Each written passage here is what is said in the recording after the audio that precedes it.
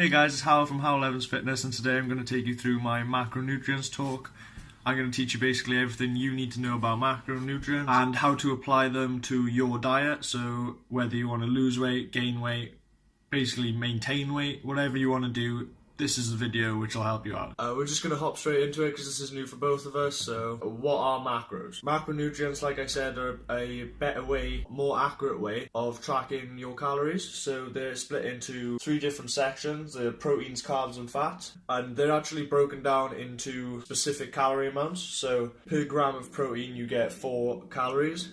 It's exactly the same for carbs. You get 4 calories per gram of carbohydrates, and for fats it's actually 9 calories per gram. So this is where the common misconception comes from, that fats are bad for you. They're actually not bad for you, and you do need a certain amount of fats for your body to function. Stuff like essential fatty acids, saturated fat actually helps with testosterone production. There's lots of studies showing that you actually need fat, so the idea of a non-fat diet is probably from the fact that everyone just assumes fat is the devil. Anyway, that's the breakdown of macronutrients into the 3 sections. Now we'll move on to how you should break them down for your diet. So step 1 of better understanding macros is working out your maintenance calories. This can be done in loads of different ways. I've said before in previous videos that there's loads of calculators online, but honestly I recommend just working it out for yourself because everybody's different. And then from there, set yourself a goal. So do you want to cut or do you want to bulk? Or in other terms, do you want to lose weight or do you want to gain weight? Okay, so you've done step 1, that's a great start. You've worked out your maintenance calories, and for this example, we're not doing myself. I've decided I don't want people copying mine, because mine aren't the go-to all end, they aren't the macros for you. So for this example, we're just going to take a basic 2,000 calories, because that's what's on a lot of packets these days, and we're just going to say that that's your maintenance, okay? This isn't your maintenance, disclaimer. You have to work it out for yourself, okay? You've also decided that you have a goal now in the gym, or even outside of the gym, you can track calories, that's fine too. You've decided to get swole as so you're currently in a bulking phase. Basically for this phase, and don't worry, I'm going to do cutting as well. Like for people who want to do weight loss, that's going to come up in the next part. I just got to cover bulking very quickly first. So for your bulking phase, you want to be in a calorie surplus. You want to be basically taking in more calories than you're burning, which is your maintenance calories. Your calorie surplus for bulking can be anything basically. You work it out for yourself, but you don't want to be gaining too much weight every week. A calorie surplus, and literally it says like up to 500 calories is great for a bulk, but for me, I'm trying to lean bulk at the minute, and for lean bulking you're taking in plus 250 calories on your maintenance. So for example, say your maintenance calories was the 2,000, then your new calorie goal is going to be 2,250.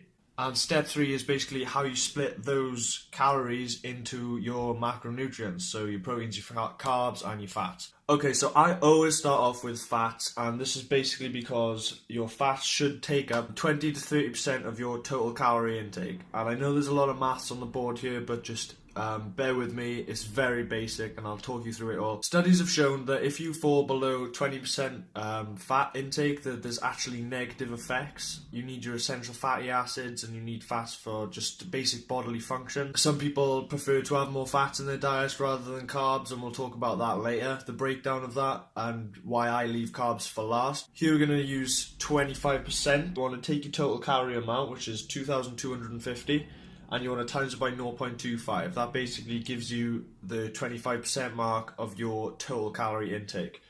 This comes out, for this example, as 562.5 calories, which then you need to take down and divide through by 9, because every gram of fat is 9 calories. If you break the calories down into the amount of grams, then you get 62.5 grams of fat. And this is your basic starting point. This is your first macronutrient calculated, and this is the goal you need to be hitting. So obviously 62.5 is like a very specific amount. I would usually go, if I come out with a number 62.5, I'd aim to hit between 60 and 65 grams of fat, which you can see here, and thus your first macronutrient done, out of the way and checked off. Secondly, we're going to talk about your protein intake. Protein intake is usually shown to be best between the limits of 0.8 and 1.2 per pound of lean body mass. Again, this can be calculated online. There's loads of calculators such as IIFYM calculators, which is a fat-free muscle index calculator. I see a lot of people, they don't actually count this from their lean body mass, they go from their total body mass.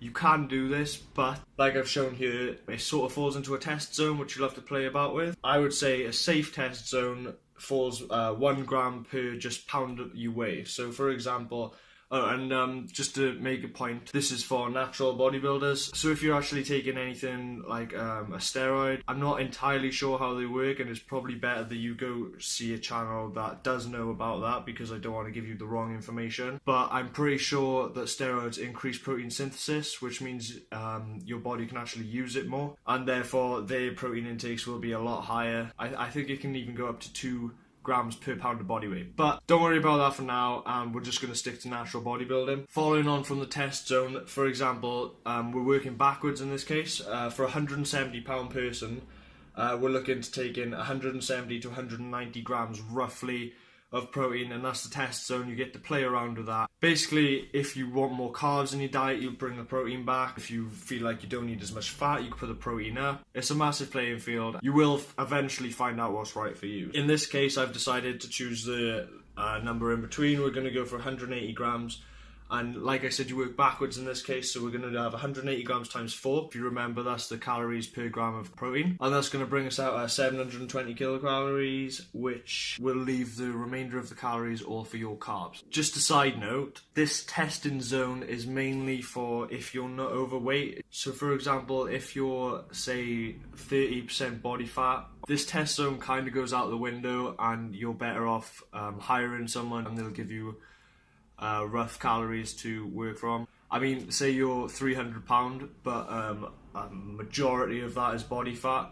You don't need 300 grams of protein to maintain your muscle mass and stuff. You know what I'm saying? Let's talk about carbs. Carbs are basically your go-to source for the remaining calories you have. You can work this out by simple maths, addition, subtraction. Your calories you started with minus your calories from your protein, which was 720 if you remember, minus your calories from your fats, which was 562. This will give you, for this example, 968 calories left. 960 calories divided by 4 is 242.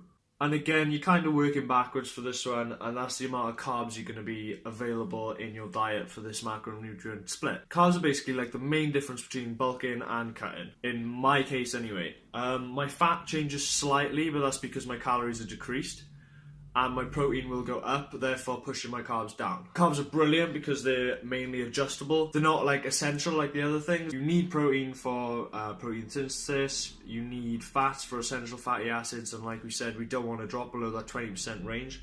But carbs, you can actually do carb cycling, which there's variants of that where some of those days will be 0 carbs. Just a disclaimer though, those days absolutely suck and I don't recommend them. I went quite low carb, and low carb for me, I think I went down to, it was like 150 grams of carbs per day. On like the last few weeks of my cut, I couldn't think. I was constantly in like zombie mode. It was absolutely horrible. I had absolutely no energy in the gym, and I couldn't get a pump. It was honestly, low carb absolutely sucks, but it does work. That's all you need to know, really. The best source of carbs is going to come from whole foods. Stuff like sweet potatoes, rice, white rice, brown rice, not a massive difference. And also, a lot of your fibre is going to come from whole foods, which include carbs. So another great example of that is sweet potatoes, and you get fibre from your veggies and stuff like that. So that pretty much sums up what carbs are about and everything. There's not really a lot else I could talk about that, apart from how to apply this now to if you were trying to lose weight. So we'll move on to that now. We're just going to do a quick check up on the macros and if they do fall back into calories. That should be 9. And if you type all of these into the calculator, you could try it for yourself, but if you trust me, then it comes out at 2,250. I think it comes out at 0.5 because I made a slight alteration with the fat. So for someone who's on a maintenance calorie of 2,000 and they weigh roughly 170 pounds in fairly good shape, these are the macros I would probably prescribe to start with. Alterations can be made all the time and their body's going to be changing all the time. Like if you gain weight or lose weight, your maintenance calorie effectively changes. You're not the same person. People cut for 6 to 8 weeks and they stick with the designated calories. People will give them calories. They'll make progress. They're like, this is absolutely brilliant, and they cut in, and they get to a stage and they're like, I've hit a plateau, and why? I don't understand why I'm still not losing weight. I'm doing exactly the same, help me. Well, how long have you been cutting? You've been cutting for 8 weeks. You might have lost up to 12.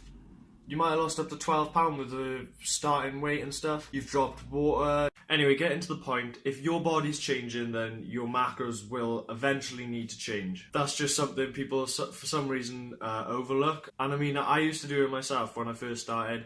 I didn't realise that my body was changing that drastically that I needed to change my diet. If you think about it, it is common sense. Just briefly, we're going to delve into the cutting part of things. This is if you're trying to lose weight, and the procedure's pretty much exactly the same. You follow the steps I did for bulking, except your calories will be a little bit less. So, calorie-wise, your maintenance is the same. Let's say it was 2,000 calories. If you're trying to lose weight, instead of having a surplus, you're going to have a calorie deficit, so you're going to have minus 250 calories, for example. So you're going to start off with fats again. You're going to make sure that they're not below 20%, because that is actually a big thing when you're cutting. You don't want your body shutting down at all. Your body's going to be under a lot of pressure anyway, and you don't want to take away what it needs, essentially. I've put here arrows next to carbs and proteins. This is basically because your protein, when you're cutting, it does become more of an issue. Rather than having it around 0.8, I'd rather you put it up to the 1.2 range. This is just for safety, and you're losing weight, you don't want to be losing muscle, you'd rather be shedding fat. Anything you can do to hold on to that extra muscle, take it. I would rather up my protein slightly and down my carbs, just so I had some sort of leeway and I knew that I was holding on to as much muscle as possible. The last thing you want to be doing is working for 9 months on a bulk and working your absolute ass off and then spending 8 weeks shredding away all your muscle. That is not the way you want to go. So it may seem obvious, but when your calories have come down, your macronutrients will also decrease. So for example, when I was bulking, I was getting 240 grams of carbs. Say I'm losing 500 calories there. I won't strip them directly from carbs, but the majority of them will be from there.